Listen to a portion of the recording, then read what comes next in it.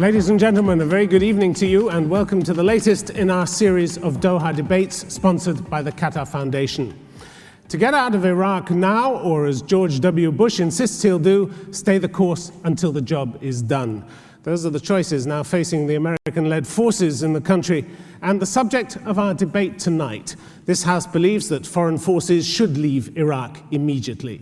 Across the world, and especially in this region, opinions are sharply divided on this issue, and our panel tonight reflects some of those divisions.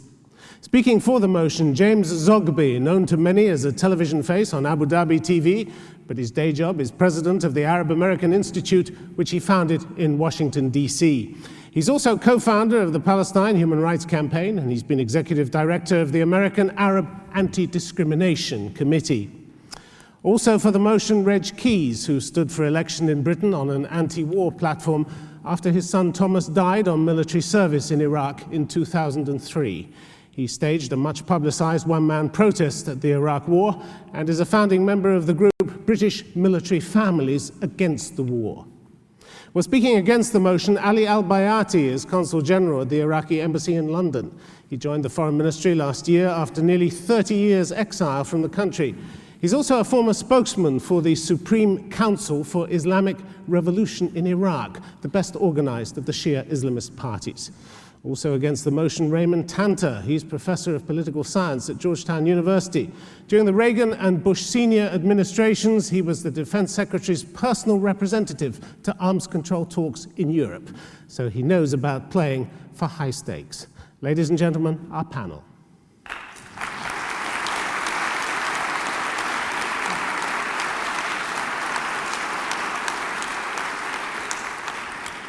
And now let me call on James Zogby to speak first in support of the motion. Thank you, Tim. Thank all of you. I come before you tonight in support of the proposition that the U.S. and the United Kingdom should leave Iraq. I don't take the position lightly. From the beginning, this war was, as Congressman John Murtha recently described it, a flawed policy wrapped in illusion. Its initiators gave no thought to the consequences. Shock and awe was all it needed. 7 days, there'd be flowers at our feet. We'd create a beacon of democracy that would flourish throughout the whole Middle East.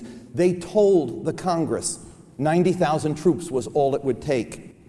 $2 billion was all it would cost. 6 months tops was what it would require. We're almost 1,000 days into the war. 2,200 Americans dead. Tens of thousands of Iraqis dead. Anger at America at dangerously high levels. $300 billion spent. 60% of Iraqis unemployed. Many without water, without power, and sectarian conflict rampant. And an occupation that is corrupting my country, its values, and putting at risk Iraqis who work with us. 1,000 days later, no plan then, and no plan now. I don't want to give them another 1,000 days.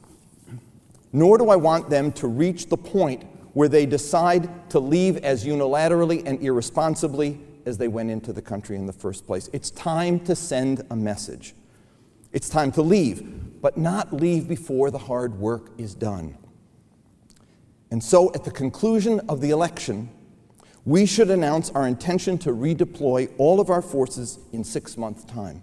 And during this 6-month period, we should do what we can to use leverage that we have to build, for example, on the Arab League initiative and seek to create a UN mandate that will provide for a regional conference with permanent standing as a framework for security, recognition, or reconciliation rather, and reconstruction.